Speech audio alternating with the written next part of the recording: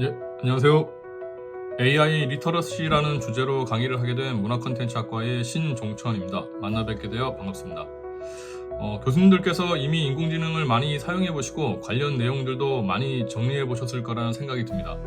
하지만 현재 나와 있는 생성형 AI 기술들이 워낙 다양하고 발전 속도가 빠르다 보니 충분히 정리하시기에는 시간이 부족하실 수도 있겠다는 생각이 들고요. 생성형 AI 기술들이 어떻게 만들어졌고 어떻게 활용하면 좋은지에 대해서 이 강의를 통해서 간략하게 정리를 드려보고자 합니다.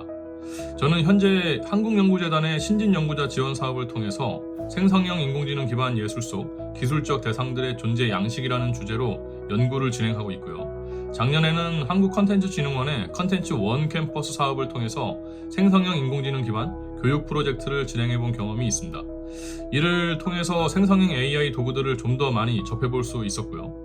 그와 같은 경험들을 토대로 첫 번째 시간에는 인공지능 기술에 대한 이해를 중심으로 말씀을 드리고, 두 번째 시간에는 생성형 이 AI 도구들의 종류에는 어떤 것들이 있고 실제로 저는 어떤 식으로 활용하고 있는지도 간단하게 보여드리도록 하겠습니다.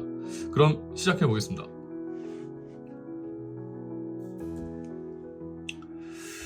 먼저 이 AI 리터러시라는 개념부터 생각해 보겠습니다. 이 AI 리터러시라고 하는 것은 인공지능 기술을 이해하고 비판적으로 사고하고 윤리적으로 활용할 수 있는 능력을 말하고요. 단순히 인공지능을 사용하는 것을 넘어서 인공지능의 작동 원리와 한계를 이해하고 생성된 결과물을 분석하면서 사회적 영향까지도 고려하는 포괄적인 능력을 말합니다. 크게는 AI 기술에 대한 이해, 그리고 AI 도구 활용 능력 배양, AI에 대한 비판적 수용, AI 윤리의식 함양, 요렇게 네 가지로 나눠진다라고 볼 수가 있을 것 같습니다. 이 디지털 리터러시 협회라고 하는 곳에서 제시하고 있는 AI 리터러시와 관련된 내용들이고요. 이것 또한 이 앞선 네 가지의 내용, AI 기술에 대한 이해, AI 도구 활용 능력 배양, AI에 대한 비판적인 수용, AI 윤리의식 함양을 기술이라든지 데이터, 컨텐츠, 미디어, 커뮤니케이션, 지적 재산권 등으로 나누어서 구체적으로 제시하고 있는 내용입니다. 사실 이 리터러시라고 하는 것은 원래 언어학에서 사용하던 용어죠. 사람들이 글을 통해서 지식과 정보를 얻고 이해할 수 있는 능력, 즉 문해력을 의미합니다. 리터러시와 관련된 논문에서 발췌한 이 표를 한번 가져와 봤는데요. 리터러시라고 하는 것이 인류가 역사를 기록하기 시작한 5,000년 전부터 있어 왔고, 시대의 변화에 따라서 등장하는 기술에 따라서 요구하는 리터러시의 종류가 변해왔다라고 하는 것을 확인할 수가 있습니다. 텔레비전이 등장했을 때, 컴퓨터가 등장했을 때, 인터넷이 등장했을 때마다 시대적인 리터러시가 달라져 왔었고요. 하지만 본질적으로 그 시대가 등장했었을 때의 그 기술에 대한 이해, 그 기술을 활용해서 문제를 해결할 수 있는 능력을 배양하는 것, 그 기술에 대해서 비판적으로 수용할 수 있는 능력, 그 기술에 대한 윤리의식 함양, 요 부분에 대한 것들은 같다라고 볼 수가 있겠습니다. 따라서 이 지금의 인공지능 시대에는 당연히 요 AI 리터러시를 요구하고 있다라고 볼 수가 있을 것 같고요.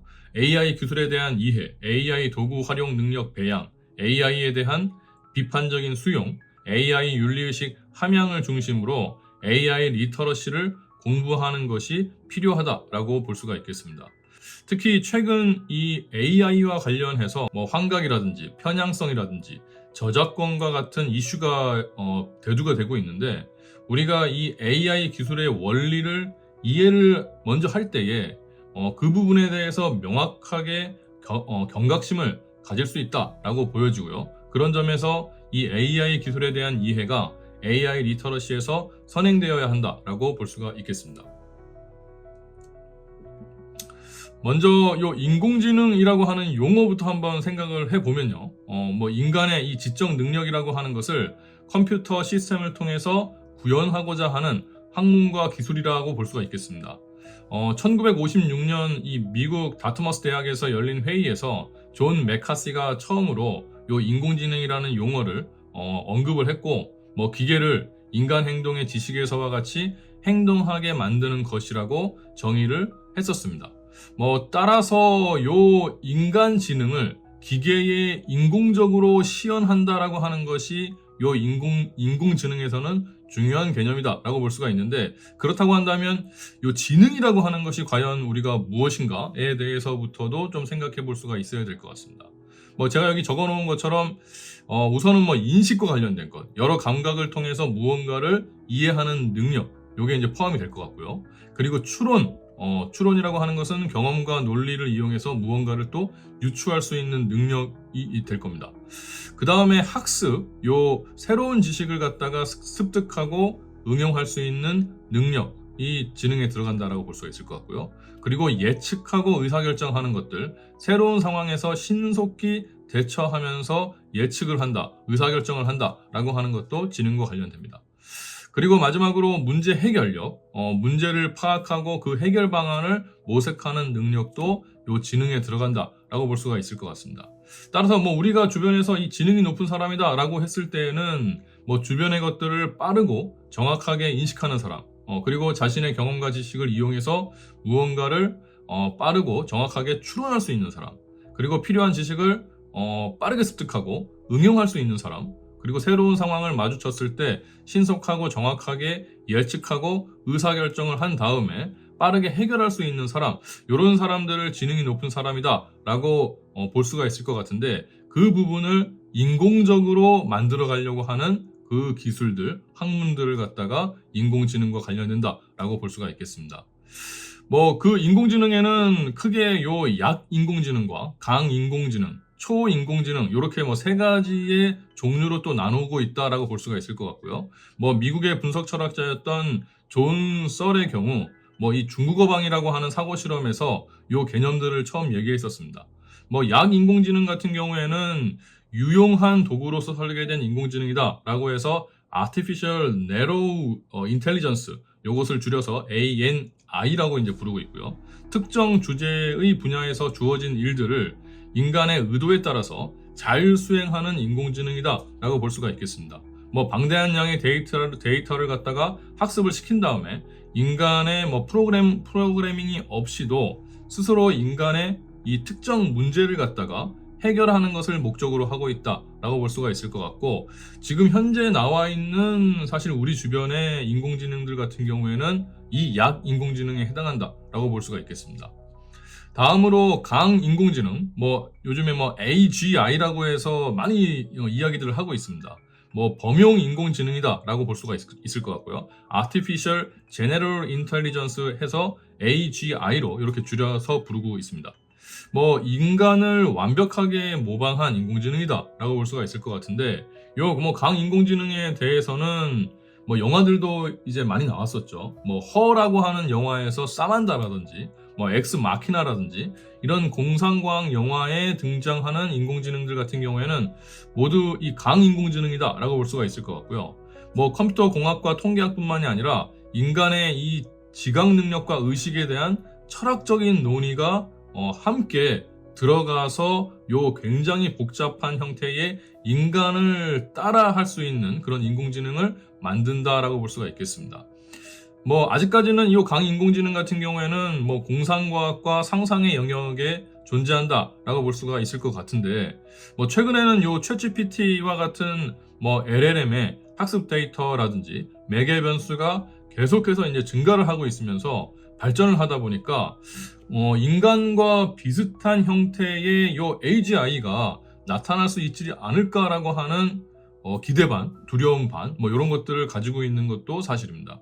결국은 요 미래의 기계가 지능을 획득할 수 있을 것이다 라고 하는 주장을 하는 쪽도 있다라고 볼 수가 있을 것 같고요. 기계와 인간의 지능은 근본적으로 다르다. 그래서 인공지능은 결국 이 인간과 같은 수준의 강인공지능은 만들지 못할 것이다 라고 하는 주장도 있다라고 볼 수가 있겠습니다. 자, 그리고 요 강인공지능을 넘어서 초인공지능에 대해서도 이야기하고 있다라고 볼 수가 있을 것 같은데, 요 초인공지능 같은 경우에는 Artificial Super Intelligence라고 해갖고 ASI라고 줄여서 부르고 있고요. 인류의 지능을 뛰어넘어서 스스로 목표를 설정하고 강화하는 인공지능입니다. 트랜센던스라든지 터미네이터라든지 그런 영화들에서 등장했었던 스카이넷과 같은 모든 면에서 인간보다 월등한 엄청난 지능을 지닌 존재, 이것을 초인공지능이다 라고 이제 볼 수가 있겠습니다. 사실 우리 주변에서는 현재 이 약인공지능이 대부분 포진해 있다 라고 볼 수가 있을 것 같고, 그 강인공지능의 출현에 대해서 경계하거나 기대를 하고 있다 라고도 볼 수가 있겠습니다. 자, 그렇다면 이 현재의 인공지능 수준이라고 하는 것을 조금 구체적으로 좀 생각을 해볼 필요가 있을 것 같은데요. 그 인공지능 수준에 대해서 얘기했었던 이런 사고 실험들이 요 튜링 테스트라고 하는 것과 중국어 방 실험이라고 하는 것이 있습니다. 먼저 요 튜링 테스트부터 한번 적용을 시켜서 본다면요. 이 튜링 테스트는 앨런 튜링이라고 하는 영국의 수학자이자 컴퓨터 과학의 아버지라고 불리고 있는 요 앨런 튜링이 제안했었던 방법이다 라고 볼 수가 있을 것 같고요. 요 튜링이 기계가 생각하는 것이 가능한가라는 질문에서부터 시작을 해서 인간 평가자가 요 기계와의 자연 언어 대화를 갖다가 어떻게 판단하는지를 살펴보자라고 제안을 한 것입니다. 인간 여기에 보시게 되면 요 인간 질문자 또는 평가자입니다. 요 인간 질문자 또는 평가자가 요 대화에 두 파트너 중에서 한 명은 사람, 한 명은 기계라고 하는 것을 알고 있는 상태고요. 모든 참가자는 서로 분리가 되어 있는 상태입니다. 요 상태에서 요 참가자와 기계의 대답을 갖다가 요 인간 질문자하고 평가자 같은 경우에는 텍스트로만 볼 수가 있는 겁니다. 그러니까 컴퓨터 키보드 화면 같이 텍스트 전용 채널이 있고, 그것을 통해서만 인간 참가자와 기계 참가자하고 이야기를 나눌 수 있는 상황이다 라고 보시면 될 것 같고, 만약에 그렇게 대화를 나누는 과정에서 요 질문자 또는 평가자가 이 기계와 인간을 확실하게 구분할 수 없다 라고 할 경우에 그 기계는 인간 수준에 도달했다 라고 하면서 시험에 합격했다 라고 이제 본다 라고 하는 것이 튜링 테스트다라고 볼 수가 있겠습니다. 사실 요거 같은 경우에는 그 시험 결과라고 하는 것이 기계의 질문에 대한 정답을 맞추는 능력을 평가하는 게 아니라 기계가 제시하고 있는 답이 얼마나 인간다운 대답인지를 평가한다라고 이제 하는 것인데, 현재의 챗GPT 같은 경우에 만약에 튜링 테스트를 갖다가 시도하게 된다라고 했을 때는 통과한다라고 볼 수가 있겠죠. 그러니까 저희가 이렇게 챗GPT하고 대화를 하다 보면 가끔 기계인지 인간인지 구분이 안 갈 때가 있는데, 그 얘기는 곧 튜링 테스트를 통과할 수 있는 수준, 인간지능 수준의 인공지능이라고 할 만하다라고 하는 것이 현재의 수준으로 와 있다라고도 요 튜링 테스트로는 볼 수가 있을 것 같습니다. 자, 그런데 요 중국어 방 실험을 또 제시한 존 설이라고 하는 미국의 분석 철학자 같은 경우에는 결론적으로 말씀을 드리면 이 튜링 테스트만으로는 기계가 지능을 가지고 있는지에 대해서는 판정할 수 없다라고 하는 것을 이야기하고 있고요. 요 중국어 방 실험을 한번 보시게 되면 우선 요 방 안에 요 방 안에 이제 영어만 할 줄 아는 사람이 들어가게 됩니다. 그 방에는 근데 글을 써서 대화할 수 있는 도구도 있고요. 미리 만들어 놓은 중국어 질문과 중국어 질문에 대해서 대답을 할 수 있는 목록이 준비가 되어 있습니다. 그냥 이 방 안으로 중국인 이 심사관이 중국어로 질문을 써갖고 안에다 넣어줍니다. 그러면 그 방 안에 있는 사람은 그 준비되어 있는 대응표에 따라서 답변을 갖다가 중국어로 써갖고 밖의 심사관한테 또 전달해 줍니다. 이렇게 이제 전달해서 심사관이 받게 되는 거죠. 그러면 이 안에 어떤 사람이 있는지 모르고 있는 중국인의 입장에서 보면 이 안에 있는 사람이 중국어로 대답을 일단 잘한 걸 갖다가 보내줬기 때문에 중국어를 할 줄 아는구나 라고 생각을 하게 된다는 겁니다. 근데 실질적으로 이 안에 들어있는 사람은 실제로는 중국어를 할 줄 모르고요. 영어만 할 줄 아는 사람입니다. 따라서 이런 경우에 중국어 질문을 전혀 이해하지 못했지만 주어진 표에 따라서 대답을 잘 했을 뿐입니다.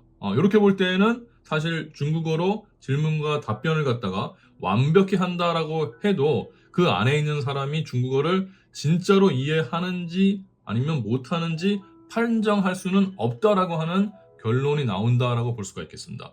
사실 이 과정은 지금의 요 LLM 모델들, 챗GPT를 비롯한 그 LLM 모델들에 모두 또 적용이 된다라고 볼 수가 있겠습니다. 사실 요 챗GPT가 우리가 말하고 있는 것들을 정확하게 사실 이해하고 있는 건 아니거든요.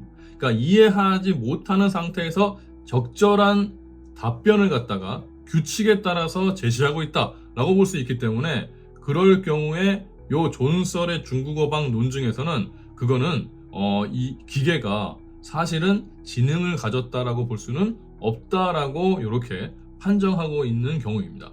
따라서 요 튜링 테스트하고 중국어방 요 사고 실험 상에서는 지금 우리가 사용하고 있는 인공지능들이 튜링 테스트 상에서는 인간 수준의 지능을 가지고 있다라고 볼 수가 있을 것 같고요. 중국어 방 같은 경우에는 우리가 사용하고 있는 인공지능들은 사실은 지능을 가지고 있지 못하다라고도 이야기할 수 있겠다라고 볼 수가 있겠습니다. 따라서 인공적으로 지능을 만들기 위해서 근본적으로 지능이 어디에 있는지에 대해서부터 묻기 시작했다라고 볼 수가 있겠습니다. 그것이 이제 결국은 요 인간의 뇌죠. 이 뇌 속에 있는 신경세포 간의 연결이라고 하는 것을 가설로 이제 만들었고요.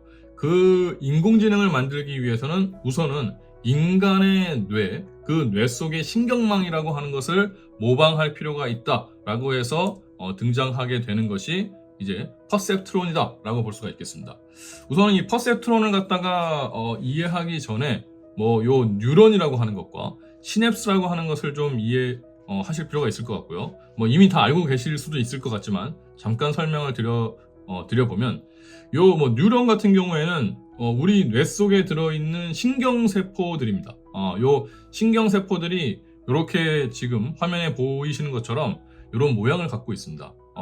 일종의 이렇게 요쪽 신경세포체라고 하는데요. 요 신경세포체는 마치 손가락처럼 손바닥이 있고 손가락처럼 이렇게 쭉 어떤 돌기들이 나와 있는 그런 형태고요. 요 뒤쪽으로 있는 이걸 이제 축삭돌기라고 하는데 요 축삭돌기 부분은 팔 같은 거죠, 그러니까. 근데 이렇게 생긴 요 신경세포 뉴런이라고 하는 것이 우리의 뇌 속에는 10의 11승계, 약 1,000억 개가 들어 있습니다. 그리고 중요한 것은 요 신경세포들에 이렇게 돌기 나와 있는 돌기들 있지 않습니까? 요 돌기들을 요 신경세포체에 나와 있는 돌기들을 요 덴드라이트라고 하는 수상돌기라고 이제 표현을 하는데 요 수상돌기들마다 또 다른 이전 뉴런들하고 요 돌기들이 막 연결이 됩니다. 요 연결되는 지점, 여기 이제 이 연결되는 지점 요거를 갖다가 요렇게 확대해서 보게 되면 이 이전 뉴런에서 분비가 되는 어떤 신경 전달 물질이 있고요. 그 신경 전달 물질이 이렇게 수용체라고 하는 부분으로 전달이 되면서 신호, 정보가 전달이 된다라고 볼 수가 있는데 이렇게 연결되는 지점을 시냅스라고 부릅니다. 그래서 이미 다 알고 계실 거라고 보지만 요 이전 뉴런의 축삭돌기 끝부분하고 현재 뉴런 사이의 틈으로 신경 전달 물질이 분비되는 곳이다라고 보시면 되겠습니다. 요 뉴런 한 개당 신경세포 한 개당 요 시냅스의 수가 거의 10의 3승계 또는 10의 4승계 1000개에서 10,000개 정도가 이렇게 연결되는 지점들이 있다라고 하기 때문에 그러면 요 뇌 속에 들어있는 신경세포 수가 1,000억 개고 10의 11승계고 거기에 요 뉴런 한 개당 연결되는 시냅스의 수가 10의 3승 또는 4승이다라고 봤을 때 전체적으로 우리 뇌 속에 존재하고 있는 시냅스의 수는 10의 14승계 또는 15승계가 된다라고 볼 수가 있겠습니다. 그것을 이제 환산하면 100조 개 또는 1000조 개에 해당하는 시냅스 연결 지점들이 우리 뇌에 존재한다라고 볼 수가 있을 것 같고요. 요거는 이제 뒤에 가서 또 설명을 이제 드리겠지만 사실 요 시냅스라고 하는 것이 지금 우리가 챗GPT 같은 거에서 이게 그 파라미터라고 하는 매개 변수라고 하는 것이 몇 개냐 그거에 따라서 그 성능이 결정된다 이런 얘기들을 하는데 그 파라미터라고 하는 것이 사실은 우리 머릿속에서는 요 시냅스에 해당하는 부분이다 라고도 볼 수가 있겠습니다. 따라서 요 인간의 요 신경망이라고 하는 것을 본따서 요 인공적인 지능을 한번 만들어보자 라고 해서 시작이 된 게 요 퍼셉트론이다 라고 하는 것이고요. 뭐 미국의 심리학자였었던 프랭크 노젠블렛이 1957년에 뇌신경을 갖다가 모사해서 고안한 알고리즘이다 라고 볼 수가 있겠습니다. 그러니까 이 생물학적 신경망 내에서 이 반복적인 시그널이라고 하는 게 발생을 할 때 신경세포들이 그 시그널을 갖다가 기억하는 일종의 학습 효과라고 하는 것을 갖다가 인공적으로 인공신경망으로 구현해보자 해서 만들어낸 것이다 라고 볼 수가 있을 것 같고요. 뭐 그림에서 보시는 것처럼 요 뇌 속의 신경망이라고 하는 것이 이런 식으로 이전 시냅스들이 있고 그 시냅스들의 또 요 실제 지금 현재 뉴런이라고 하는 것과 연결되는 지점들, 요 시냅스라고 하는 것이 존재를 하는 거죠.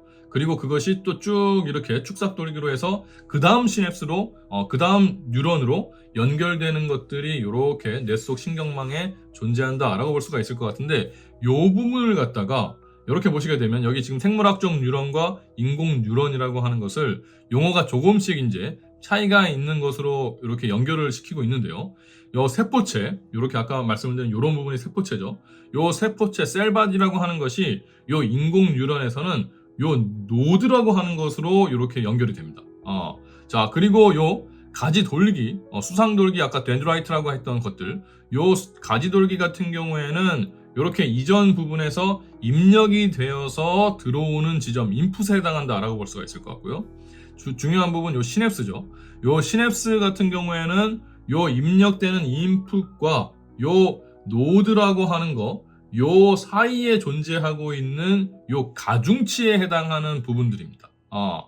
이 가중치라고 하는 부분을 갖다가 이제 이게 다 숫자로 변환이 되기 때문에 그 가중치의 숫자들이 어떻게 학습이 되고 설정이 되느냐에 따라서 이 인공신경망의 성능이 달라진다라고 이제 볼 수가 있겠습니다. 자, 그리고 요 축삭 부분, 엑손이라고 하는 축삭 돌기 요 부분은 요렇게 나가는 쪽으로 해서 요 아웃풋이 만들어지는 그 부분이 요 인공 뉴런에서의 출력 부분하고 요 축삭, 생물학적 뉴런의 축삭이라는 부분이 연결되고 있다라고 볼 수가 있겠습니다. 사실 그렇게 따지고 보면 요 인공신경망이라고 하는 것은 요 신경계, 실제 생물학적인 신경계의 기본 단위인 요 뉴런이라고 하는 것을 모델화했다라고 볼 수가 있을 것 같고요. 하나의 인공 뉴런을 갖다가 노드라고 부르고요. 그것이 다수의 입력 신호를 갖다가 받아서 하나의 신호를 출력한다라고 하는 그 형태로 만들어진다라고 볼 수가 있겠습니다. 이것은 실제 뉴런에서도 이 실제로 생물학을 공부 이렇게 해보게 되면 요 뇌과학 부분에서 요 신경세포들 간에 신호를 전달하는 과정, 이런 것들을 이제 공부를 하게 되는데, 저 같은 경우에도 그걸 갖다가 이제 공부를 하는 과정에서 너무 재밌었던 것이 요 실제 뉴런에서도 전기 신호를 내보내서 정보를 전달하는 과정이 이렇게 계산하는 것하고 굉장히 비슷합니다. 그러니까 결국은 1과 0의 그런 디지털적인 시스템을 갖다가 우리 뇌 속에서도 가지고 있다라고 이제 볼 수가 있을 것 같고요. 이때 시냅스가 요 신호에 전달 매개체가 되는 것처럼 인공 뉴런에서는 요 가중치라고 하는 것이 그 역할을 한다라고 볼 수가 있겠습니다. 따라서 이 각 입력 신호에는 고유한 가중치가 부여가 되고, 요 가중치가 클수록 해당 신호가 중요해진다라고 볼 수가 있겠습니다. 그런 부분이 요 퍼셉트론이라고 하는 요 모델에서 처음으로 요 인간의 요 신경망이라고 하는 것을 본떠서 인공적으로 만들었다라고 볼 수가 있겠습니다. 자, 그런데 그러면 요 인공신경망이라고 하는 것을 퍼셉트론을 중심으로 해서 계속 발전을 시켰다라고 한다면, 요 인공지능이 초창기부터 굉장히 발전했었을 것 같은데 그 과정이 사실 순탄하지는 않았습니다. 여러분들도 이미 아시고 계시는 것처럼 요 인공지능에 대한 것이 거의 우리가 대중적으로 활용을 하기 시작한 것은 2020년 이후다라고 볼 수가 있기 때문에 요 1957년에 퍼셉트론이 만들어지고 그 이후 동안에는 알고 보면 AI의 암흑기라고 하는 것이 존재했었다라고 볼 수가 있습니다. 요 AI의 암흑기라고 하는 것이 존재하게 된 배경에는 요 1969년에 요 마빈 민스키라고 하는 뭐 학자하고 또 시머 페이퍼트라고 하는 요 학자가 요 단층 퍼셉트론이라고 하는 것이 요 논리 게이트의 AND 또는 OR와 같은 요 선형 분리가 가능한 문제에는 해결이 가능할 수 있게 하지만 요 XOR 같은 거 이게 X가 이제 익스클루시브에 이제 해당하는 배타적인이라고 하는 그런 뜻인데 요 XOR 문제에서는 적용할 수 없다라고 하는 것을 수학적으로 증명하게 됩니다. 그러니까 요 얘기는 결국은 퍼셉트론이라고 하는 것이 뭐 인간의 그 신경망이라고 하는 것을 인공적으로 이렇게 본따 갖고 그럴듯하게 뭐 만들어낼 수 있을 것처럼 보이지만 그거 불가능해 라고 하는 것을 수학적으로 증명을 해버렸다라고 볼 수가 있습니다. 요게 뭐 한번 보시게 되면 요게 논리 게이트입니다. 요게 이제 컴퓨터에서 실제로 사용하고 있는 논리 게이트인데 먼저 뭐 AND 같은 경우에 요 AND 같은 경우에 이제 간단하게 보시게 되면 A하고 B라고 하는 것이 둘 다 1일 때만 결과값이 1로 출력이 됩니다. 따라서 지금 보시게 되면 0과 0일 때는 0으로 출력이 되고요. 0과 1일 때는 요거는 둘 다 1이 아니기 때문에 0이죠. 1과 0도 0입니다. 대신에 1과 1일 때는 둘 다 1이기 때문에 결과값이 1로 출력이 된다라고 볼 수가 있겠습니다. 요것을 갖다가 밑에 요렇게 그림으로 그래프로 보시게 되면 요 AND 게이트 같은 경우에는 X축과 Y축 위에 이렇게 구멍이 뚫린 점으로 표시가 되고 있고요.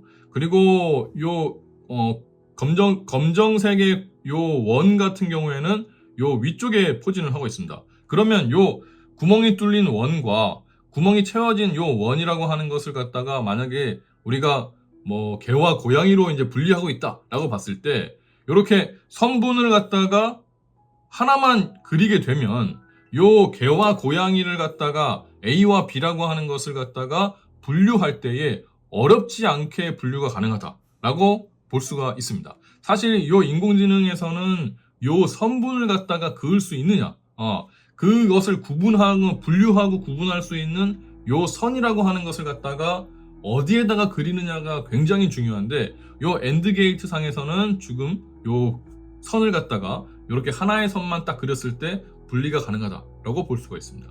자, 반면에 OR 같은 경우에도 자, 요 OR는 A와 B 둘 중 하나라도 1이 된다면 결과값이 1로 출력되는 게이트입니다. 그렇게 봤을 때 지금 0과 0 같은 경우에는 0 또는 0이기 때문에 이게 0으로 출력이 되고요. 0 또는 1 같은 경우에는 1이 하나라도 있기 때문에 1이 출력이 됩니다. 뭐 1 또는 0 같은 경우에도 1이 출력이 될 거고요. 1 또는 1 같은 경우에는 당연히 1로 출력이 됩니다. 이 경우에도 이 그래프를 보시게 되면 자, 이번에는 아까 AND 게이트하고는 반대죠. 위쪽에 있는 그리고 맨 0점에 있는 것만 지금 구멍이 뚫린 원이 되는 거고 위쪽에 있는 요 원들은 다 채워진 1에 해당하는 원들이 됩니다. 그럴 경우에도 마찬가지로 이렇게 선분을 갖다가 하나만 그려서 요 선을 기준으로 해서 요 개와 고양이를 A와 B라고 하는 것을 갖다가 분류해낼 수 있는 그런 형태가 된다라고 볼 수가 있겠습니다. 자, 그런데 문제는 요 XOR 게이트에 해당하는 부분이 요 마빈 민스키와 시머 페이퍼트가 문제가 있다라고 이야기한 건데 보시게 되면 자, 요 XOR 문제 같은 경우에는 자, A와 B 둘 중 하나만 1일 때에 결과값이 1로 출력이 되는 게이트입니다. 한번 생각을 하시면 이거 아마 곰곰이 생각해 보시면 금방 분류가 되실 텐데 자, A와 B 둘 중 하나만 1일 때 결과값이 1로 출력이 되기 때문에 자, 둘 다 0일 때에는 당연히 0으로 출력이 될 거고요. 그리고 자, 둘 중 하나만 1일 때에는 요렇게 지금 요 경우에는 1이 출력이 될 거고 아래쪽에 지금 B가 1이고 A가 0일 때도 1이 출력이 될 겁니다.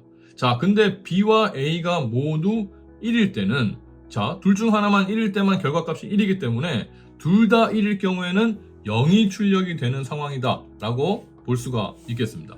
자, 요런 경우에는 지금 요 XOR 게이트가 요런 식으로 그래프가 그려진다라고 볼 수가 있을 것 같습니다. 왜냐면 자, 둘 중 하나만 1일 때에 요 1로 분류가 되기 때문에 요렇게 채워진 원이 요렇게 둘 중 하나만 1일 때에 이렇게 배치가 되고요.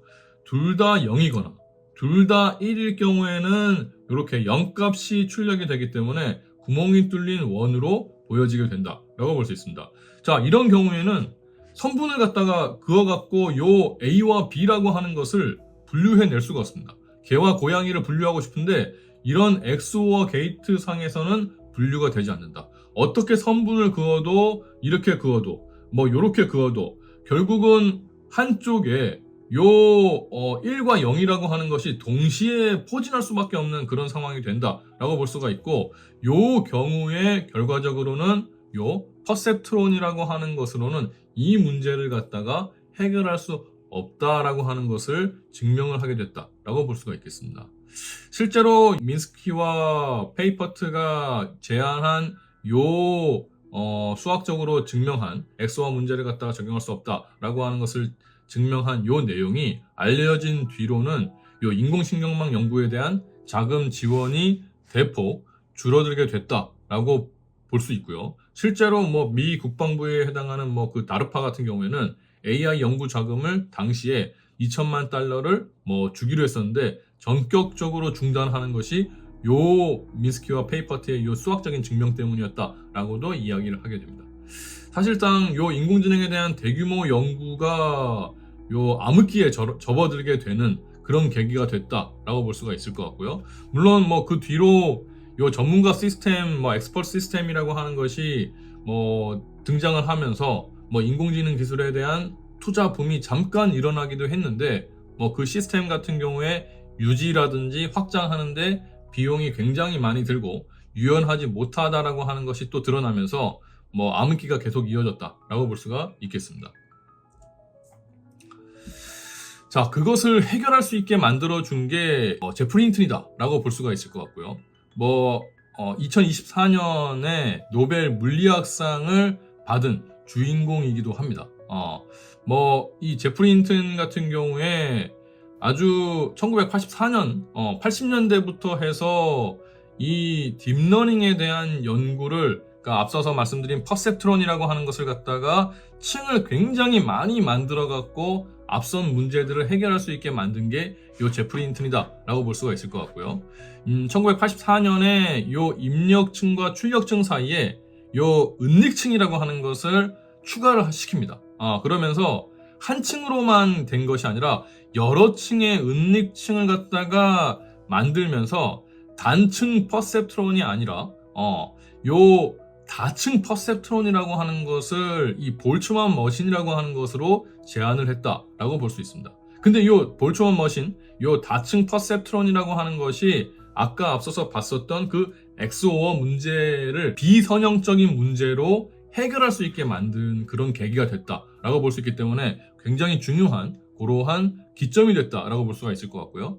그 다음에 몇 년 뒤 지나서 1986년에 제프리 힌튼과 그 동료들이 발표한 요 역전파 알고리즘, 완전하게 그 XOR 문제 같은 것들을 해결할 수 있게 만들었다라고 볼 수 있습니다. 역전파 알고리즘 같은 경우에는 다층 퍼셉트론의 요 학습이라고 하는 것이 가능하게 만든 부분이다라고 볼 수 있는데, 왼쪽에서부터 오른쪽으로 이렇게 이동을 해가면서 문제를 해결하는 것과 다시 피드백을 하면서 요 5차 함수식을 갖다가 조정하게 만듭니다. 그러니까 한마디로 가중치라고 하는 것들을 갖다가 조정할 수 있게 만들면서 최소 5차점을 갖다가 찾아낼 수 있게 만드는 것이 요 역전파 알고리즘이다라고 이제 볼 수가 있겠습니다.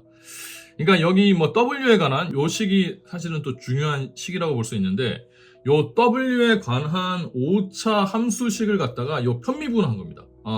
요 편미분한 기울기의 크기를 갖다가 이제 이용을 하는 건데, 이 값이 만약에 음의 값을 갖는다. 그러면 그 기울기만큼 이전 연결 강도를 갖다가 조금 더 더해주는 쪽으로 가고요. 만약에 요 기울기 값이 양의 값을 갖는다. 그러면 기울기 값만큼 이전 연결 강도에서 빼주면서 그 과정을 반복을 하면서 요 결국은 가장 최소점에 도달할 수 있는 오차를 만든다라고 볼 수가 있겠습니다. 뭐 요것은 결과적으로 요 신경망이라고 하는 것이 스스로 학습을 하고 성능을 개선할 수 있게 만든다라고 볼 수가 있을 것 같고요. 뭐 민스키가 지적을 했었던 퍼셉트론의 한계라고 하는 것을 완전히 극복할 수 있는 방법을 제시했다라고 볼 수 있는 것이 요 오류 역전파 알고리즘이다라고 볼 수 있겠습니다.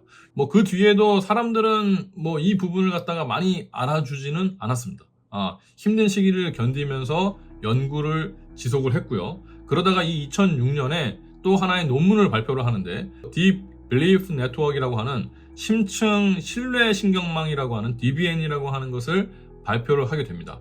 요 DBN 같은 경우에는 요 볼츠만 머신이라고 하는 것을 갖다가 여러 층으로 쌓아 올리고요. 그 기울기 소실 문제를 갖다가 해결을 하고 새로운 데이터를 잘 처리하지 못하는 그런 문제점들까지 해결을 하면서 새로운 알고리즘을 통해서 요 딥러닝의 시대를 갖다가 만들어낸다라고 볼 수가 있겠습니다. 사실 뭐 요 부분이 요 2012년에 요 제프리 힌튼과 뭐 그 제자들이죠. 알렉스 크리체프스키라든지 그리고 요 일리아 슈츠케버라든지 뭐 알렉스 크리체프스키 같은 경우에는 그 뒤에 토론토 대학 교수가 됐고요. 뭐 일리아 슈츠케버 같은 경우에는 오픈 AI, 요 챗GPT 만든 회사인 오픈 AI의 공동 창업자가 됐습니다. 요 힌튼의 제자들과 함께 힌튼이 요 알렉스 넷이라고 하는 것을 만들어냈고요. 기존의 다른 요 이미지 분류기들하고는 다르게 요것은 GPU라고 하는 것을 사용을 했었고요. 그리고 딥러닝 요 알고리즘 요것을 사용을 하면서 요 2012년도에 이미지 넷이라고 하는 이미지 분류 어떤 대회 같은 게 있습니다. 그 이미지 넷 챌린지에서 우승을 거두게 된다라고 볼 수 있습니다. 그러니까 요 2012년도 이전까지 요 이미지 넷에 출전했었던 대부분의 팀들은 GPU가 아니고 CPU를 사용했었고요. 그리고 요 규칙 기반의 뭐 전문가 시스템 등을 사용했었다라고 한다면 이 2012년에 혜성처럼 등장했었던 알렉스넷 같은 경우에는 CPU 대신에 GPU를 사용하게 되고요. 그리고 요 심층 인공신경망이라고 하는 거 딥러닝 알고리즘을 사용을 해갖고 압도적인 우승을 차지한다라고 볼 수 있습니다. 뭐 요 자체가 당시에 인공지능 학계에서는 엄청난 사건이었다라고 이야기를 하고 있고 뭐 그래프에서 보실 수 있는 것처럼 요 이미지 요 넷 챌린지에서 이 2012년 이후에는 뭐 그 심층 신경망을 계속 늘려가면서 사용하게 됩니다. 보시게 되면 2015년 이후에는 요 152 레이어라고 되어 있는 거, 요 152개의 신경망층을 이용한 팀들이 우승을 했다라고 하는 얘기고요. 그 오차율이 이제 맨 마지막에 보시게 되면 인간이 보여주는 보통 오차율이 이미지를 갖다가 분류할 때 보여주는 오차율이 한 5% 된다라고 볼 수 있는데 뭐 요 152개의 요 신경망층을 갖다가 사용하고 있는 요 팀들 같은 경우에 요 인간 오차율보다도 훨씬 낮은 수준에서 우승을 차지했다라고 볼 수가 있겠습니다. 2012년도 이전까지 거의 뭐 25%, 28% 해당하는 요 오차율을 갖다가 요 인공신경망 사용하고 GPU 사용하면서 10% 이상을 줄였고요. 그 뒤로 뭐 요 힌튼 팀 이외에 다른 팀들도 다 이것을 벤치마킹 해갖고 딥러닝 알고리즘과 GPU를 사용하면서 급속도로 그 오차율을 줄이기 시작했기 때문에 사실 이것은 인공지능이라고 하는 것이 이전과는 확연하게 다른 형태로 우리가 만들어낼 수 있다라고 하는 것을 자신감을 갖다가 심어준 그런 계기가 됐다라고 볼 수가 있고 이것이 인공지능의 부흥기로서 작동을 했다라고 볼 수가 있겠습니다.